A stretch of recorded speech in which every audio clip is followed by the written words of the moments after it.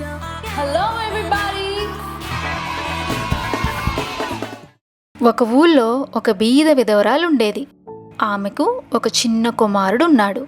Sunday స్కూల్లో మన అక్కర్లన్నీ యేసు ప్రభువుకు తెలియచేస్తే ఆయన తప్పక తీరుస్తాడని ఈ చిన్న కుమారుడు విన్నాడు.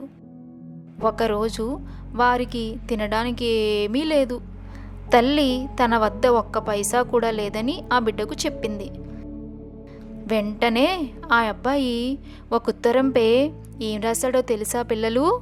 యేసు ప్రభు, ఈ దినం నాకు నా తల్లికి ఆహారం లేదు, నీవు దయతో డబ్బు పంపు అని వ్రాసి తల్లికి చెప్పకుండా నెమ్మదిగా పోస్టు పెట్టు దగ్గరకు వెళ్ళాడు. కానీ ఆ పోస్టు పెట్టే బిడ్డకు అందలేదు. పైకి ఎక్కి జారిపోతూ ఉన్నాడు. అప్పుడు దారిలో ఒక మార్గస్థుడు చూచి, ఎందుకు బాబు నువ్వు పైకి ఎక్కుచున్నావు? ఏంటి నీ అవసరం అని అడిగాడు.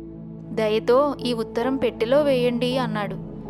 అప్పుడు ఆ మార్గస్థుడు ఆ ఉత్తరం తెరిచి చూస్తే చిరునామా పరలోకంలో ఉన్న యేసు ప్రభుకి ఉత్తరం అందాలి అనుంది. ఆయన ఆశ్చర్యపడి సంగతి తెలుసుకొని సంతోషంతో డబ్బు సహాయం చేశాడు. ఈ చిన్న బిడ్డ విశ్వాసం ఎంత గొప్పది పిల్లలు! సండే స్కూల్లో ఆ బిడ్డ విన్న చిన్న మాట ఆ బిడ్డకి ఎంత విశ్వాసాన్ని ఇచ్చింది. ఆ బిడ్డకు ఆ తల్లికి కూడా ఆహారాన్ని యేసయ్య ఆ మార్గస్థుడి ద్వారా పంపించాడు.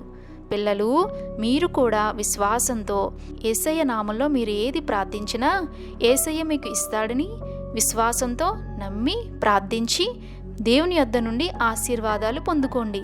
ఈ దేవాతి దేవుడు ఆయన సన్నిధికి వచ్చి చిన్న బిడ్డలు మాట్లాడినా, యవన బిడ్డలు మాట్లాడినా, పెద్దలు మాట్లాడినా, రాజులు మాట్లాడినా, అధికారులు మాట్లాడినా, ఎవరు విన్నపాలైనా వినే హృదయం కలిగినటువంటి వాడు ఈ దేవుడు.